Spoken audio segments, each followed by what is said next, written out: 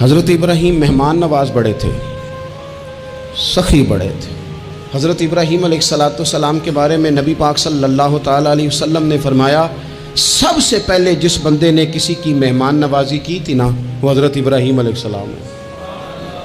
اس کا ایک معنی علماء نے یہ بھی اس حدیث کا بیان کیا کہ جس نے سونی کر کے، مسجہ کر کے، خوبصورت کر کے، تیار کر کے، عزت کے ساتھ، آنر کے ساتھ کسی مہمان کو سب سے پہلے کسی نے اس اہتمام سے کھانا کھلایا وہ حضرت ابراہیم علیہ السلام ہے۔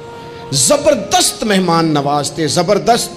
اپنے گھر کے 4 دروازے بنائے ہوئے تھے، 4، اور فرماتے تھے میری خواہش ہے کہ چاروں طرف سے مہمان آئیں، روٹیاں پکتی رہیں، دنیا کھاتی رہے، دنیا آوے کھا کھا جاوے راضی ہووے بلا، آئیں لوگ کھائیں، یہ میری خواہش ہے۔ روٹی کھلاؤ، روٹی کھلاؤ، روٹی کھلاؤ، لنگر کھلاؤ۔ حضور صلی اللہ علیہ وسلم سے پوچھا گیا یا رسول اللہ بہترین مسلمان کون ہے؟ تو حضور نے فرمایا جو سلام لینے میں پہل کرے اور کھانا زیادہ کھلائے، کھانا کھلائے، جو جس کا مزاج ہو کھانا کھلانے کا، طبیعت ہو کھانا کھلانے۔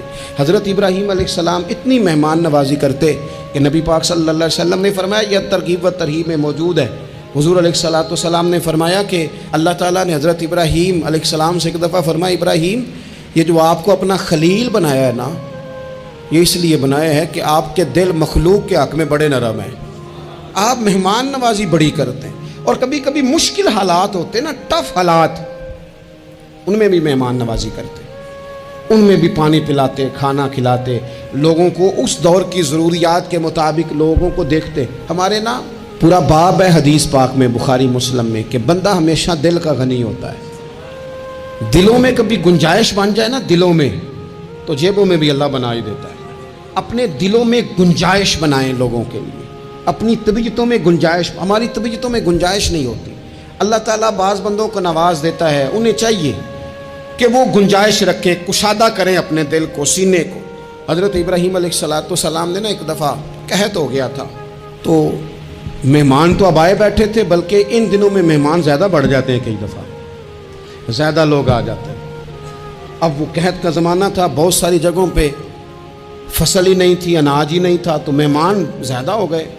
اب حضرت سارہ جناب ہاجرہ گھر میں موجود ہیں اور لوگوں کی لائنیں لگی ہوئی ہیں۔ حضرت ابراہیم علیہ السلام کا مصر میں ایک دوست تھا، حضرت حکیم الامت نے اس کو لکھا ہے، آپ نے نا اس کو کچھ سامان بھیجا، بوریاں بھیجی، فرمایا یار تیرے پاس گندم ہے تو ذرا گندم کی بھر دے بوریاں، مہمان بڑے آ گئے ہیں، روٹی کھلانی ہے لوگوں کو۔ حضرت ابراہیم نے وہ چند بوریاں اپنے اس مصری دوست کی طرف بھیجیں کہ گندم کی بھر دو، مہمان زیادہ آ گئے ہیں تو یہاں تو قحط ہے۔ اب وہاں جب گئے لینے کے لیے خدام اونٹ لے کے، بوریاں لے کے، تو اس نے کہا جی غلہ تو یہاں بھی ختم ہو گیا ہے، اب یہ خالی بوریاں لے کے واپس آ رہے ہیں۔ اب ان جانے والے خدام کو بھی پتہ تھا، جو قریب رہنے والے ہوتے ہیں وہ خانقاہوں کے، آستانوں کے، مدارس کے، مراکز کے مزاج سے بھی آگاہ ہو جاتے ہیں۔ ان کو پتہ تھا کہ اب مہمان تو بیٹھے ہیں بیسیوں، درجنوں، سینکڑوں، تو سب کو پتہ ہے کہ بھئی گندم آ رہی ہے، مصر سے آنا ہے تو کھانا ملنا ہے۔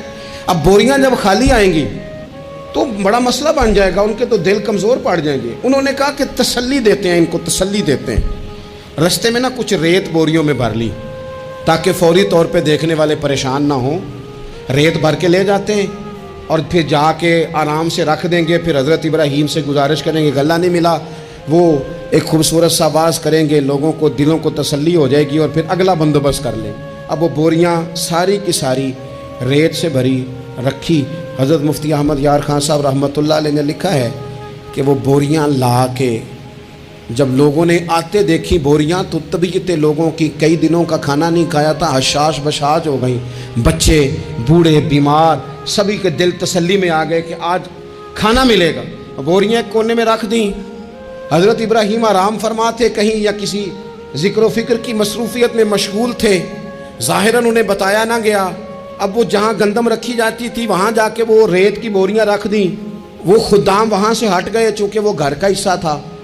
اب جناب ہاجرہ حضرت سارہ اٹھیں، ریت والی بوریاں جب کھولیں تو بہترین گندم نکلی اندر سے۔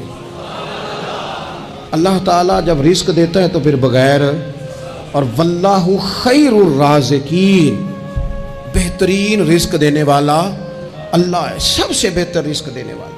وہ کھولا ان کو، بہترین گندم نکلی. انہوں نے فوراً کنیزیں جو تھیں ان کو بلایا, گندم پیس لی گئی. اسی وقت کھانا پکنے لگا. حضرت ابراہیم تشریف لائے, کھانا چل رہا ہے, لوگ لنگر کھا رہے ہیں. اب وہ خدام بھی پریشان تھے کہ بھئی ہم تو لائے تھے ریت, یہ گندم کیسے آ گئی. حضرت سارہ اور جناب ہاجرہ قریب آئیں تو خواتین بعض اوقات گھر والوں کو گائیڈ کرتی ہیں کہ یہ والی سبزی بڑی اچھی تھی, یہ والے چاول بڑے اچھے ہیں, یہ جو گندم آپ لائیں یہ بڑی اچھی ہے. تو وہ تھوڑی سی گندم ہاتھ میں پکڑی جناب ہاجرہ نے, جناب سارہ نے, حضرت ابراہیم کے سامنے کر کے کہا یہ جو آپ کا مصری یار ہے نا, یہ جو مصری یار نے گندم بھیجی ہے نا, مصری یار نے, کیا بات ہے, خوشبو بھی اعلیٰ ہے, پکانے میں بھی اچھی ہے, 2 لقمے روٹی کے چکے ہیں, ذائقہ بھی کمال ہے, یہ جو آپ کا مصری یار ہے. حضرت ابراہیم کہنے لگے چپ کر جا, یہ مصری یار نے نہیں بھیجی, یہ میرے عرشی یار نے بھیجی ہے. واتخذ اللہ ابراہیم خلیلا, وہ جس نے کہا ہے نا ہم نے ابراہیم کو گہرا دوست بنا لیا ہے, یہ اس نے بھیجی ہیں. اس کو پتا تھا کہ جناب خلیل نے کوئی ذات کے لیے نہیں منگائی, اسی کی مخلوق کے لیے منگائی ہے, تو یہ عرشی یار نے بھیجی ہیں, عرشی یار نے. اور فرمایا جب عرشی یار بھیجے تو پھر کسی قسم کی کوئی کمزوری باقی رہتی نہیں ہے.